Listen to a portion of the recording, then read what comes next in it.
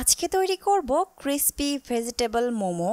Normally মোমোটা আমরা স্টিমে তৈরি করি, তবে আজকের মোমোটা তৈরির পদ্ধতি একটু ভিন্ন। চলুন দেখে নেই কিভাবে তৈরি করলাম। একটা প্লেটের মাঝে হাফ কাপ পরিমাণ ময়দা নিয়ে নিলাম, সাথে নিয়ে নিচ্ছি হাফ কাপ পরিমাণ কর্নফ্লোর, হাফ চা চামচের মতো লবণ দিয়ে দিলাম। সবকিছুকে ভালোভাবে মিশিয়ে নিচ্ছি। অল্প অল্প করে গরম পানি যোগ করছি। প্রথমে কিছুটা পানি দেওয়ার পরে হাত দিয়ে একটু মাখিয়ে নিচ্ছি। প্রয়োজন হলে আরও কিছুটা পানি দিতে হবে। আমার এখানে টোটাল হাফ কাপের মতো পানি লেগেছে। কিছুটা ময়দা নিয়ে নিচ্ছি। হাত দিয়ে ভালোভাবে মথে একটা ডো তৈরি করতে হবে। অল্প কিছু তেল নিয়ে উপরের দিকটায় মাখিয়ে নিচ্ছি।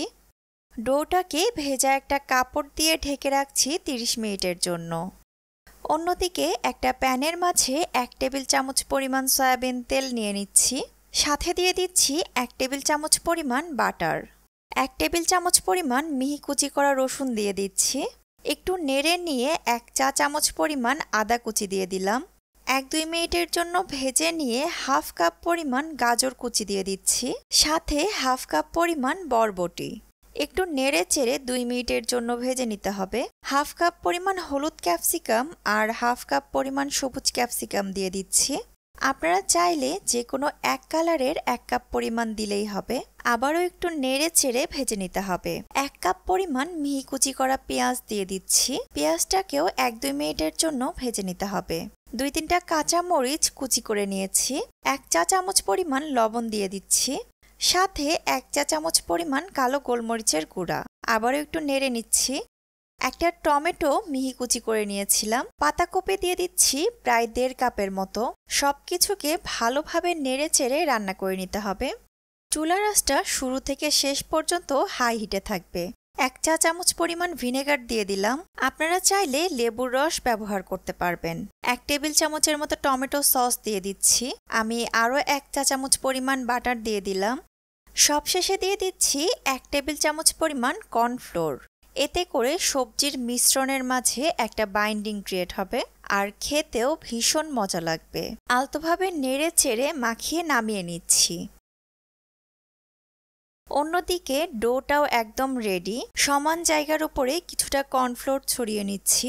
ডোটাকে হাত দিয়ে 4-5 মিনিটের জন্য ভালোভাবে মথে নিতে হবে। ডোটাকে আমি 2 ভাগে ভাগ করে নিলাম। একটা অংশ নিয়ে বড় একটা রুটি বানিয়ে নিতে হবে।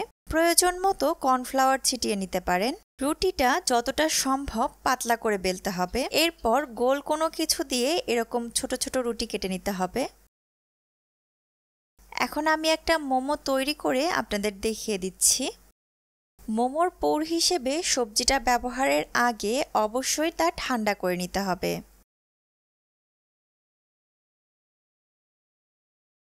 আমার রান্নার ভিডিওগুলো আপনারা চাইলে সরাসরি ফেসবুক থেকেও দেখতে পারবেন। পেজের লিংকটা নিচের ডিসক্রিপশন বক্সে দেয়া থাকবে।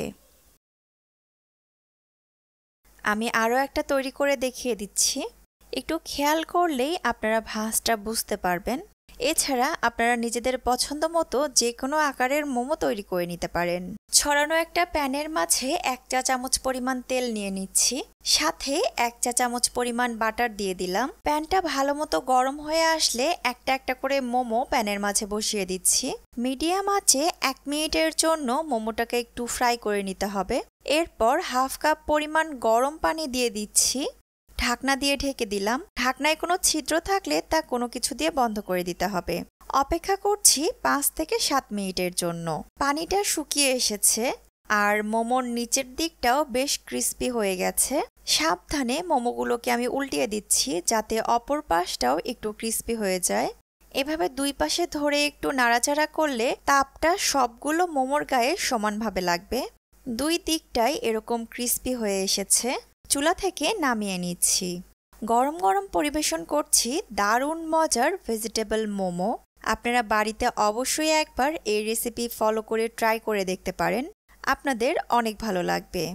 আমার চ্যানেলে আরও অনেক মজার মজার রেসিপি আছে, চাইলে সেগুলোও দেখে নিতে পারেন। যারা এখনও আমার চ্যানেলটি সাবস্ক্রাইব করেননি, নিচে সাবস্ক্রাইব বাটনে ক্লিক করে পাশে বেল একটা ক্লিক করে নিন। আজকের মতো এখানেই বিদায় নিচ্ছি। আল্লাহ হাফেজ।